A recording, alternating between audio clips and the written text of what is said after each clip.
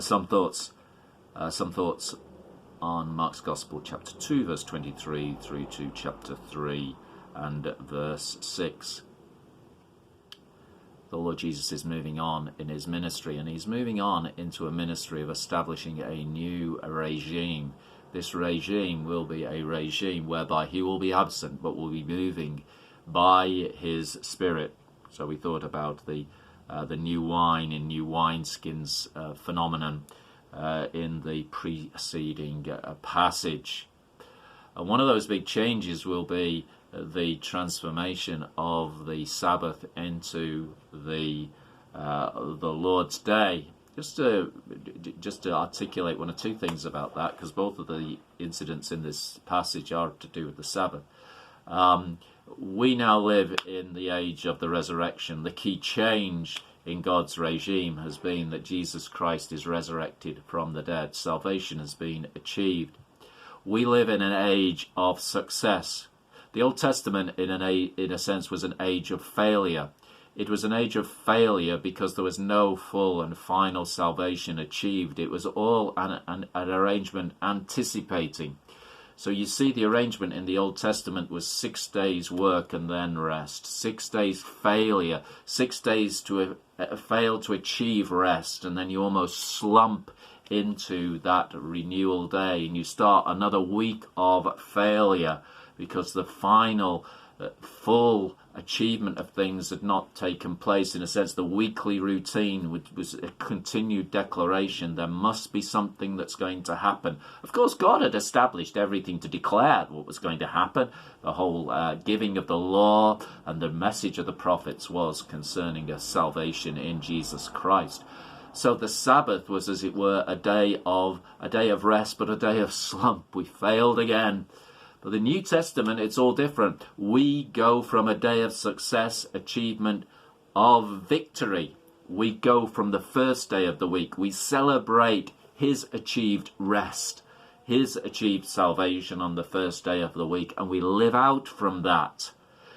We live out from the day of success, and we then work as those who have been brought into that which is valuable for God. And so we move out of success into the week.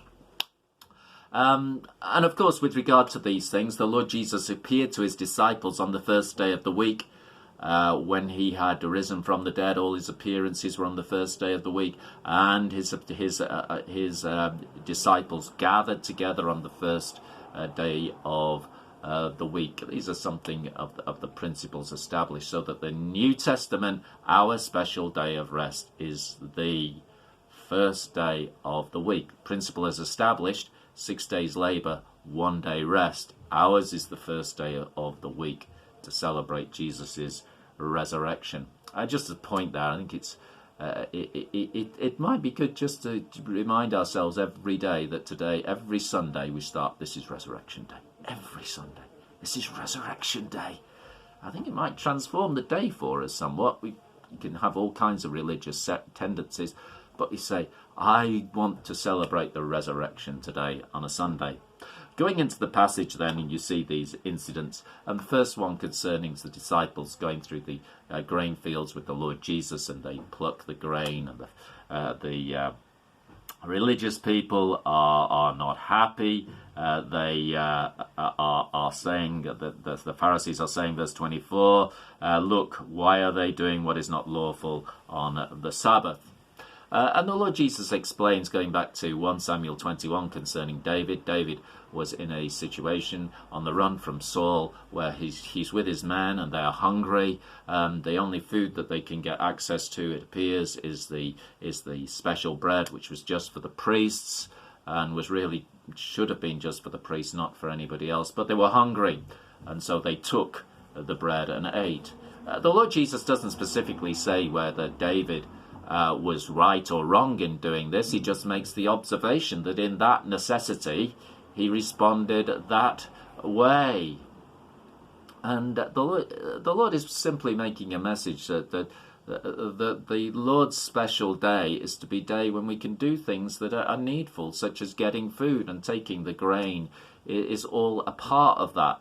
You see, we're not to be thinking about the rules that are placed, the rules that come with the Sabbath are to be those that hinder mankind, but they're to help mankind. The whole giving of the Sabbath is to be helpful to mankind and to benefit mankind. It's not as if the Lord just loves rules for the sake of it, and he just makes men to keep rules. No, he makes men to be for him, and the Sabbath, it helps them to be for him. It's a gift. He's Lord of all, remember. That's the key thing in life, not to keep rules, but to remember he's Lord of all. He's Lord of the Sabbath. Everything is about knowing him as Lord. And so we go by faith. There's sometimes in life, as we think about these things, that we're caught with pulls in each way. You know, if my child has got a big injury and I want to get into the hospital as soon as possible, I'll rush him there